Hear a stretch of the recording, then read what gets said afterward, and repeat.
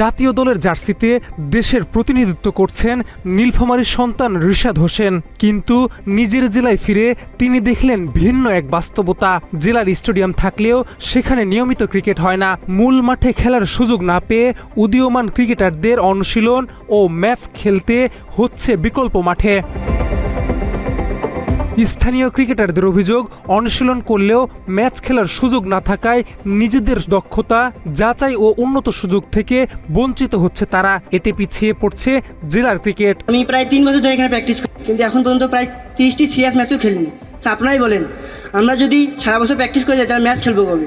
আপনারা জানেন যে প্র্যাকটিস এক জিনিস, ম্যাচ এক জিনিস। আমরা প্র্যাকটিসে যেগুলো কাজ করি সেগুলো আমরা ম্যাচে অ্যাপ্লাই করি। আমরা যদি ম্যাচেই না খেলি তাহলে আমরা কীভাবে সেগুলো অ্যাপ্লাই করবো?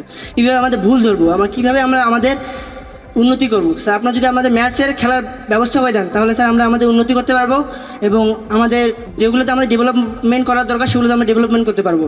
স্যার, আপনারা দেখবেন যে নীলফামারী বড় মাঠে একটি উইকেট আছে, কিন্তু সেখানে স্যার ম্যাচ খেলার মতো সেরকম পরিবেশ নেই, কারণ মাঠের চারপাশের ফুটপাথ এবং ফুটপাথে অনেক মানুষ হাঁটা চলা করে, কিন্তু যদি হঠাৎ করে তাদের গায়ে একটি বল লেগে যায় তারা নানা বিপদে পড়তে পারে। তাই স্যার আমরা সেখানে সুস্থভাবে ম্যাচ খেলতে পারি না। স্যার, আপনারা যদি এখানে একটি উইকেট তৈরি করে ম্যাচ খেলার পরিবেশ করে দেন তাহলে আশা করি এখানে অনেক প্লেয়ার আছে যারা আগামী দিনে নীলফামারীকে রিপ্রেজেন্টেশন করবে। নিজের ক্রিকেট জীবন শুরুর প্রতিষ্ঠান নজরুল সিদ্দিকী ক্রিকেট একাডেমিতে গিয়ে রিশাদ হোসেন স্পষ্ট ভাষায় দাবি জানান, যত দ্রুত সম্ভব জেলা স্টেডিয়াম মাঠ, ক্রিকেট ও ইনডোর সুবিধা ক্রিকেটারদের জন্য উন্মুক্ত করে দিতে হবে। ওদের পক্ষ থেকে আমার একটাই চাওয়া যে আমাদের জন্য স্টেডিয়ামে খেলা ফিরে আসে এবং উইকেট, ইনডোর, যে যতটুকু সম্ভব ফ্যাসিলিটিস কীভাবে ফিরে আসা যায়। তো এটা আপনাদেরকে একটু হলেও কষ্ট করে কথা দিতে হবে যে যত দ্রুত সম্ভব এটা করে দেওয়া কি সম্ভব কিনা, একটু যদি আমাদেরকে জানাইতেন প্লিজ। রিশাদের এই দাবির সঙ্গে একমত জেলা প্রশাসনও। জেলা প্রশাসক জানিয়েছেন, স্টেডিয়ামে ক্রিকেট ফিরিয়ে আনতে প্রয়োজনীয় পদক্ষেপ নেওয়া হবে এবং নিয়মিত বৈঠকের মাধ্যমে সব সমস্যা সমাধানের চেষ্টা চলছে।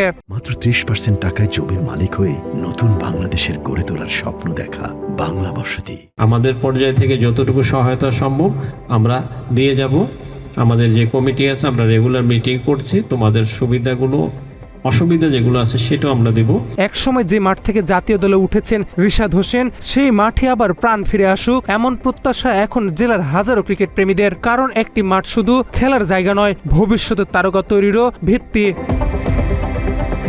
তথ্যচিত্রে জাকির শামীম, বাংলা এডিশন।